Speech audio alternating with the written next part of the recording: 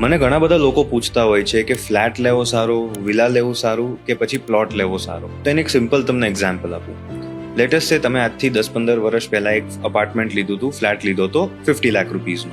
તો આજે એ 50 લાખ રૂપીઝની શું વેલ્યુ હશે કમ્પેર ટુ કે તમે એ જ 10-15 વર્ષ પહેલા તમે એક 50 લાખનો પ્લોટ લીધો હતો, તો આજે પ્લોટની વેલ્યુ શું હશે? અને મોસ્ટ ઓફ ધ કેસીસમાં તમને એ જોવા મળશે કે એ જે 50 લાખનો ફ્લેટ હતો એ 10 વર્ષ પછી કદાચ 75-80 સુધી પહોંચ્યો હશે, પણ એ જ 50 લાખનો પ્લોટ 10 થી 15 વર્ષના પીરિયડ પછી કરોડોમાં જતો રહ્યો હશે.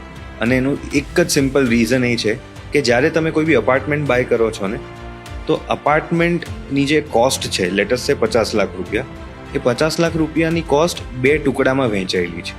એક તો એમાં એ જમીનની બી કોસ્ટ છે અને બીજું કન્સ્ટ્રક્શનની બી કોસ્ટ છે. એટલે તમે એ 50 લાખ રૂપિયામાં તમે જમીનની સાથે સાથે એની ઉપર આવેલું કન્સ્ટ્રક્શન બી બાય કરો છો. જ્યારે એ જ 50 લાખ જ્યારે તમે પ્લોટમાં નાખો છો તો તમે 50 લાખનો પ્યોર લેન્ડ ઇન્વેસ્ટમેન્ટ કરો છો.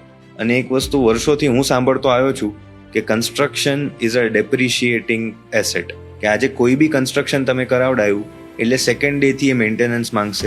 એને ચાલુ રાખવા માટે, એને વર્કિંગ કન્ડિશનમાં રાખવા માટે બી તમારે એની પાછળ સ્પેન્ડ કરવું પડશે.